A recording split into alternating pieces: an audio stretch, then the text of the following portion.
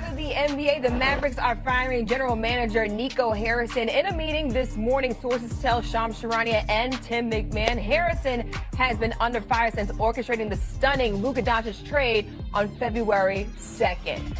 Shams Charania joining us right now. And Shams, just really big news coming out of Dallas. What more can you tell us about what's happening out there?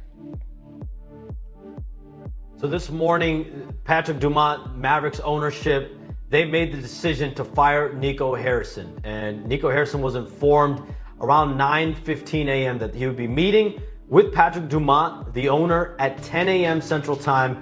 And that meeting was set for him to be fired and let go. Just last night, we saw Patrick Dumont sitting with a fan courtside. I'm told that interaction with Patrick Dumont admitting to the fan that the organization had made a mistake with the Luka Doncic trade in February and that he was going to take accountability for it and do right by the fans. And so a day later, he's made the decision to fire Nico Harrison. And this is the Mavs essentially doing right by their fans. There's been such a public outcry internally in Dallas there. As soon as they traded Luka Doncic on February 1st in the late night hours on that Saturday night.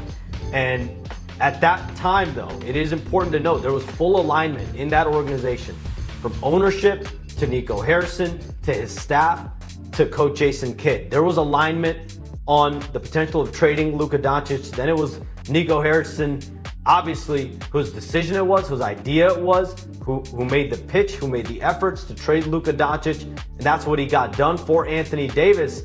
And at the crux of all this is Anthony Davis has missed the last 6 games with a strained calf. And since he's been in Dallas, we have not seen Anthony Davis play on the floor for extended periods of time. And of course, when Nico Harrison made that trade, it was with the vision of him on the floor with Kyrie Irving, with a deep unit up front. We never saw that come to fruition under Nico Harrison. You can blame health, but you knew what you were trading for at a guy over 30 for a guy in their prime. Shams, I got several questions, so I'm going to need your answers to be just a touch shorter because I got some information I need to get from you, my brother. First of all, you just let me know. First of all, when you have this owner, Patrick Dumont, right, you say that he said to the fan he's accepting accountability. Is this a scapegoat move on his part saying that it really wasn't us, it was Nico Harrison that did it? Or is he truly owning the fact that, yes, this was us and we compelled Nico Harrison to do this? Who was the person that insisted Luka Doncic needed to go? Stephen A., it was Nico Harrison. It was Nico Harrison's decision. It was Nico Harrison's pitch. It was Nico Harrison's idea to trade Luka Doncic. But of course, any move that gets made, Stephen A., you know, if a general manager at any level is making a trade, it is with the blessing and the sign-off of ownership as well. Now, it might have taken Nico Harrison days, weeks to get Patrick Dumont on board, but after the Mavericks made it to the NBA Finals in 2024, I'm told that's when the Patrick Dumont-Nico Harrison relationship, that was the strongest it's ever been. That's when Patrick Dumont, what I'm told, he looked at Nico Harrison as a basketball savant, as someone that when Nico Harrison speaks, when he has an idea, it's basketball gospel.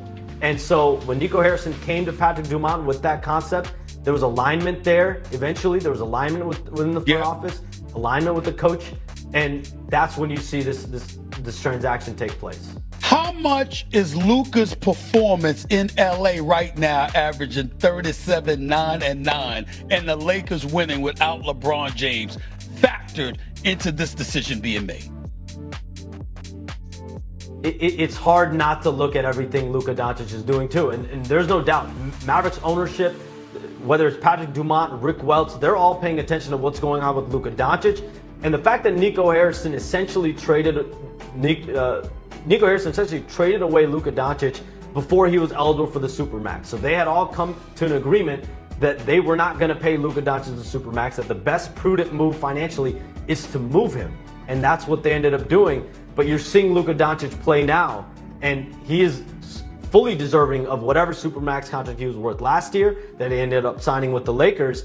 And that is the mistake that Patrick Dumont is accepting. That's the mistake that he's beginning to essentially start the process of doing right by the fans and owning up to the mistakes. And that starts with firing the person he believes and who Mavericks people believe was responsible for coming up with the decision. But again, that decision isn't made without the proper sign-off. But again, this was Nico Harrison Go ahead. at the end of the day that made that trade. But Shams, that's what I'm thinking. You just said before that they were all on the same page in terms of Nico Harrison and the decision to trade Luka Doncic. So why take Nico Harrison out if all of them were in agreement about this? And of course, obviously the fans were upset, but you accept the mistake. I mean, you trade Luka Doncic, you accept it, but why take Nico Harrison out if you were all on the same page with that?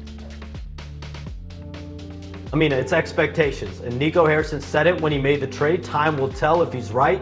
He said it after the end of the season, I believe in April, that when this team comes back, and this is after Kyrie Irving got hurt, when the team comes back next season, we're going to be competing for a championship. Right now, after last night's loss, this is a team that is among the worst in the league. They're among the worst, obviously in the West, but among the worst in the NBA at large. And so that is not the expectation. And this is a wins or loss league. This is a productions business.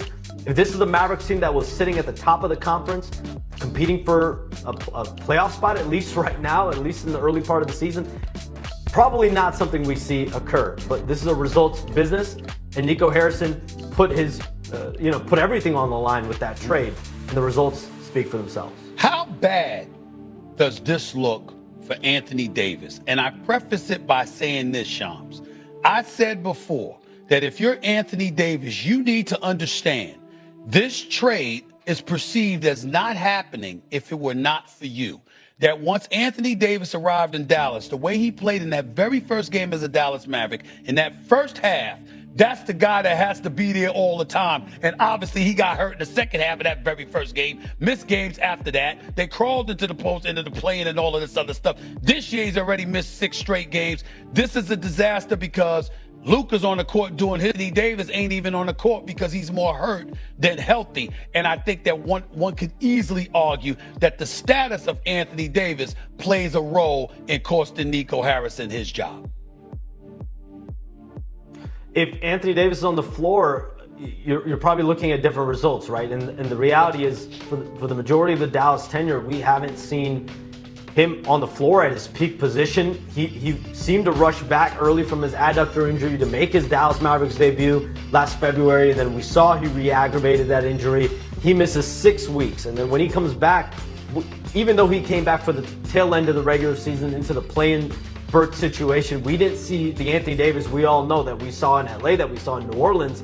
And the real big flash that we saw of Anthony Davis was that debut game. And even this year, he came into camp, to people around Dallas, obviously a little bit in different shape, right? Whether you want to call it out of shape, whether you want to call it someone that wasn't in prime I call it out of shape. But the reason for that is, Stephen A., but the reason was he went through detached retina surgery in the summer. He wasn't eligible. He wasn't able to have any activities in the offseason for a period of 6 to 8 weeks. So any player that takes 2 months off from the offseason, it's hard to assume that they're going to be in shape. And so the irony of all this is Luka Doncic